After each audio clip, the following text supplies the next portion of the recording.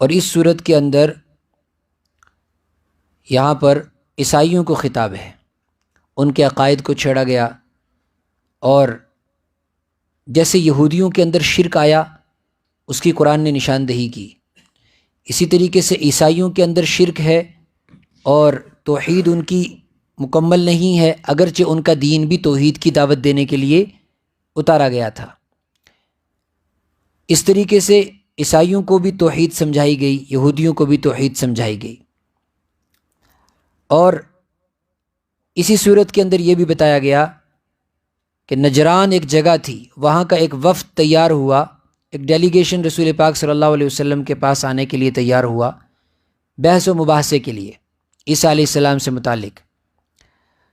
تو اس پر یہ چند صورتیں اتری جس میں عیسیٰ علیہ السلام کی حیثیت کو، ان کی والدہ کی حیثیت کو اور ان تمام عقائد کو چھیڑا گیا جو یہ عیسائی رکھتے تھے، اور آپ نے ان کو کھلا چیلنج کیا کہ ٹھیک ہے آؤ بحث کرو، بلکہ آپ نے دعوت مباہلہ دی۔ دعوت مباہلہ کا مطلب آپ نے کہا کہ تم بھی بیٹھو، میں بھی اپنے بچوں اور اپنے گھر والوں سمیت بیٹھوں گا، اور یہ دعا کریں گے کہ جو حق پر ہو اسے اللہ کامیاب کرے، اور جو ناحق ہو اس پر اللہ کی ہلاکت نازل ہو، اس پر اللہ کی لعنت نازل ہو۔ تو مباہلے کی دعوت آپ نے دی، لیکن ان میں اتنی ہمت نہیں ہوئی۔ کیوں؟ یعرفونہ کما یعرفون ابناءکم، اس لیے کہ ان میں جو پڑھے لکھے لوگ تھے وہ آپ صلی اللہ علیہ وسلم کو آپ کی نشانیوں سے پہچانتے تھے، صرف ضد اور اناد کی بنیاد پر آپ کو تسلیم نہیں کرتے تھے، ورنہ اہل کتاب کے جو بڑے علماء تھے انہوں نے تسلیم کیا کہ رسول پاک صلی اللہ علیہ وسلم کے اندر وہ سب نشانیاں پائی جاتی ہیں جو ان کی کتابوں کے اندر حضرت عیسیٰ علیہ السلام نے ان کو بتائی ہے، اس لیے وہ مباہلے کے لیے تیار نہیں ہوئے۔ اس صورت کا آغاز بھی توحید سے ہی ہوتا ہے اور قرآن پاک کی صداقت سے ہوتا ہے۔ نزل علیک اللہ لا الہ الا ہو، اللہ کی ذات وہ ہے جس کے سوا کوئی خدا نہیں، وہ الحی زندہ رہنے والا ہے، القیوم قائم رہنے والا ہے، نزل علیک الکتاب بالحق، اس نے جو آپ کو کتاب دی ہے یہ حق کو لے کے آئی ہے، اور اس سے پہلے جو کتابیں ہیں ان میں حق گم ہو گیا ہے، اس کو چھپا دیا گیا ہے اور ان احکامات کو تبدیل کر دیا گیا ہے۔ لیکن یہ مطلب نہیں کہ پچھلی والی کتابوں کو یہ مانتی نہیں ہے۔ مصدقا لما بین یدیہ، اس سے پہلے جو کتابیں آئی ہیں مجموعی طور پر ایمان والوں کو اس پر بھی ایمان رکھنا ہے۔ وانزل التوراۃ والانجیل، اور جس نے یہ قرآن نازل کیا اسی نے تورات بھی حضرت موسیٰ علیہ السلام پر اتاری تھی اور اسی نے انجیل بھی حضرت موسیٰ علیہ السلام پر اتاری تھی۔ لیکن ان لوگوں نے تورات اور انجیل سے ہدایت حاصل نہیں کی، ان کے دل ٹیڑھے ہو گئے، ان کے دل ٹیڑھے ہو گئے، انہوں نے حق کو چھپا دیا۔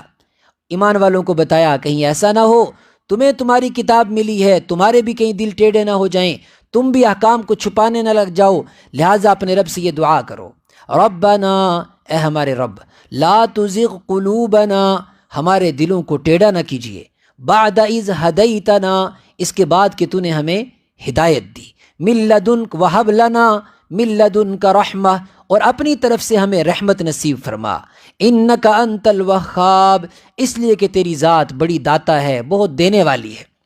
یعنی ایمان کی دولت کی اہمیت کو سمجھا جائے، کچھ پتہ نہیں کہ ایمان کب سلب ہو جائے انسان کے کن جرائم کی بنیاد پر، لہذا ہمیشہ ایمان کی استقامت بھی مانگنی چاہیے۔ یہ اس دعا کا خلاصہ ہے۔ ان لوگوں نے دین کو کیوں بدلا؟ ان لوگوں نے شریعت کے خلاف کیوں زندگی گزارنے پر وہ اترے؟ کیوں دین کا انکار کیا؟ صرف دنیا کی وجہ سے، دنیا کمانے کے لیے، 4 دن کی زندگی میں عیش و آرام کرنے کے لیے انہوں نے ضد اور عناد کی بنیاد پر اس قرآن کو ماننے سے چھوڑ دیا، اور اس قرآن کو بھی جو دنیا چھوڑے گی اسی بنیاد پر چھوڑے گی۔ اللہ کے دین کو جب بھی کوئی چھوڑتا ہے تو وہ دنیا کے آرام، دنیا کی شہوتیں، دنیا کی لذتوں کی وجہ سے چھوڑتا ہے۔ تو فرمایا زُيِّنَ لِلنَّاسِ حُبُّ الشَّهَوَاتِ من النساء والبنين والقناطير المقنطرة من الذهب والفضة والخيل المسومة والأنعام والحرث، ہر زمانے میں انسانوں کو دین سے دور کرنے والی اور بے دین بنانے والی بس یہی چیزیں ہیں۔ قرآن پاک نے ایک ہی آیت میں ان کو شمار کر دیا۔ ہر زمانے میں طریقہ بدلے گا، سوچ بدلے گی، لیکن فارمولہ ایک ہی رہے گا انسانوں کا۔ زُيِّنَ لِلنَّاسِ لوگوں کے لیے سجا دیا گیا، یعنی ان کو اچھا لگتا ہے. کیا اچھا لگتا ہے؟ حب الشہواتی، کہ وہ اپنے ڈیزائرز کو پورا کرنا چاہتے ہیں، اپنی خواہشات کو پورا کرنا چاہتے ہیں. جو بھی ان کے اندر تمنا ہوتی ہے سوچتے ہیں کہ بس یہ تمنا تو پوری ہو جائے، یہ تمنا ہے تو پوری ہو جائے. جو دماغ میں خواہش آتی ہے اس کو حاصل کرنا چاہتے ہیں. اور یہ خواہشیں انسان کی ایج کے اعتبار سے الگ الگ ہوتی رہتی ہیں. جب انسان بچہ ہوتا ہے اس کی الگ خواہشیں ہوتی ہیں، تھوڑا سا بڑا ہوتا ہے اس کی الگ خواہشیں ہوتی ہیں، جوان ہوتا ہے کچھ اور خواہشیں ہوتی ہیں، تھوڑا سا بڑا اور میچور ہو جاتا ہے، ذمہ داریاں پڑ جاتی ہیں تو کچھ اور خواہشیں ہوتی ہیں. جب انسان بوڑھا ہو جاتا ہے تب بھی اس کی کچھ خواہشیں ہوتی ہیں، وہ جائز اور ناجائز کی پھر پرواہ نہیں کرتا. تو فرمایا انسان خواہشوں کو پورا کرنا چاہتا ہے، اور جب خواہشوں کے پورا کرنے کے درمیان دین آتا ہے تو دین کو راستے سے ہٹا دیتا ہے. اور وہ خواہشیں کیا کیا ہیں؟ انسان کی ایج کے اعتبار سے الگ الگ خواہشیں. من النساء، ایک ایج میں انسان عورتوں سے اپنی خواہش کو پورا کرنا چاہتا ہے، ان کے ساتھ ریلیشن کو بنانا چاہتا ہے، وہ جائز ہوں یا ناجائز ہوں اس کی پرواہ نہیں کرتا، شریعت کی پرواہ نہیں کرتا، احکامات کی پرواہ نہیں کرتا. اپنی خواہش کو پورا کرنے کے لیے کسی بھی عورت کی طرف للچائی ہوئی نظر سے دیکھتا ہے، کسی بھی عورت کی طرف جھک جاتا ہے، کسی کو بھی اپنے کسی کے بھی قریب ہو جاتا ہے. کیوں؟ صرف اپنی خواہش کو پورا کرنے کے لیے. حب الشہوات من النساء، عورتوں کی شہوت کو پورا کرنے کے لیے، عورتوں کی خواہش کو پورا کرنے کے لیے. اب اس ریلیشن کے درمیان اگر دین آتا ہے تو وہ اس کو بیچ سے ہٹا دیتا ہے. کہتا ہے دین کی اس میں کیا گنجائش ہے، بیچ میں دین کو کیوں لایا جائے؟ یہ تو انسان کی ضرورت ہے، یہ تعلق الگ ہے، اور دین ہمارا الگ ہے.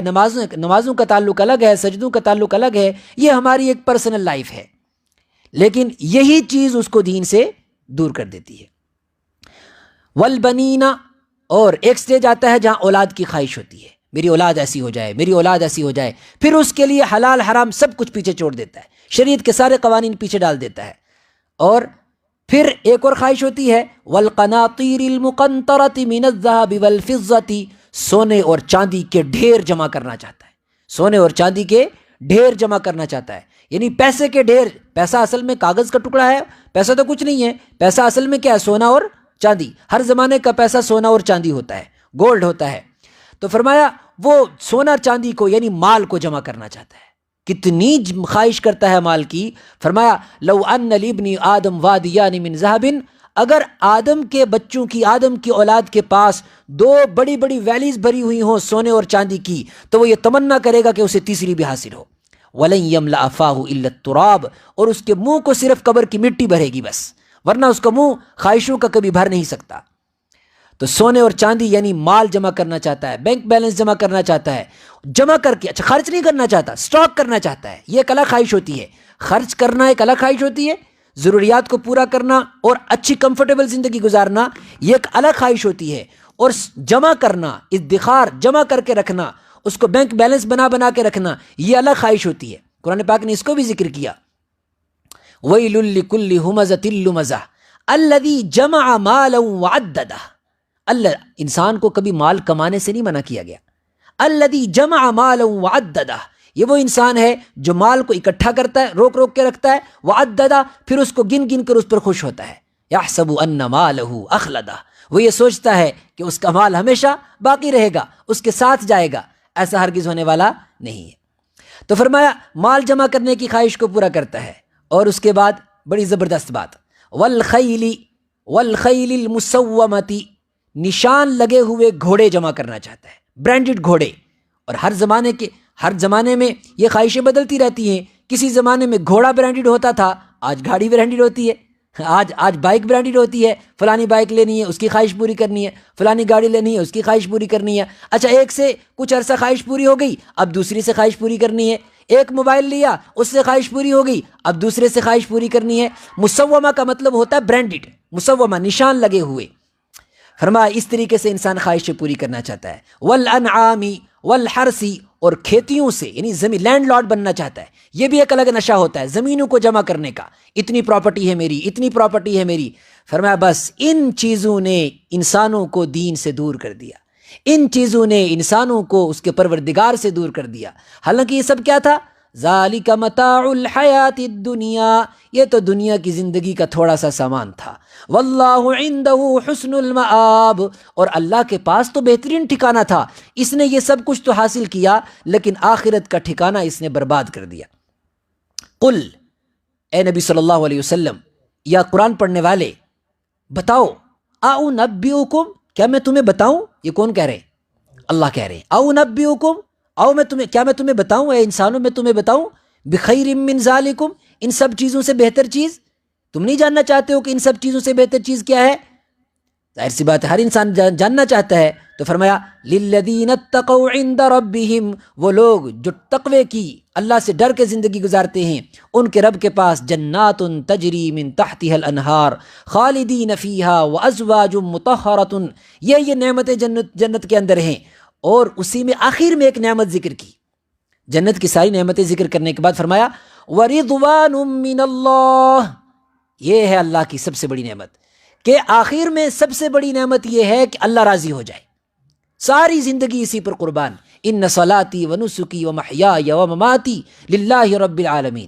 اب اگر انسان ساری زندگی یہ سب کچھ کماتا رہا لیکن اللہ راضی نہ ہوا تو اس کی زندگی تباہ ہو گئی، اور اگر کچھ بھی نہ حاصل کر سکا، اللہ کی رضا حاصل ہو گئی تو ساری زندگی اس کی کامیاب ہو گئی۔ اب یہ لوگ کون سے ہیں جو اللہ کی رضا حاصل کرتے ہیں؟ الذین یقولون، یہ وہ لوگ ہیں جو کہتے ہیں ربنا اننا آمنا فاغفر لنا ذنوبنا وقنا عذاب النار، اے ہمارے رب ہم ایمان لے آئے، ہم نے گناہ بھی بہت کیے، ہماری مغفرت فرما، ہمارے گناہوں کو بخش دے، ہمیں جہنم کے عذاب سے بچا۔ اور اپنے اندر کچھ صفات پیدا کرتے ہیں، بس وہ صفت والی آیت سنتے ہیں بات ختم کرتے ہیں، اپنے اندر کچھ صفات پیدا کرتے ہیں، کچھ ان کی اسپیشل ایٹریبیوٹس ہیں، وہ کیا ہیں؟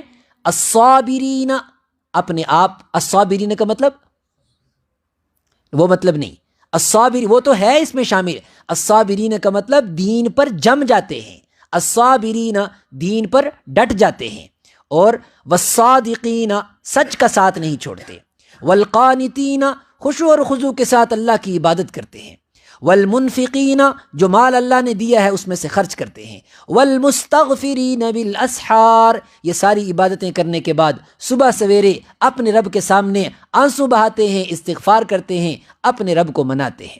اس لیے اللہ نے ان ساری چیزوں کو سامنے رکھتے ہوئے فیصلہ کیا، فیصلہ کیا؟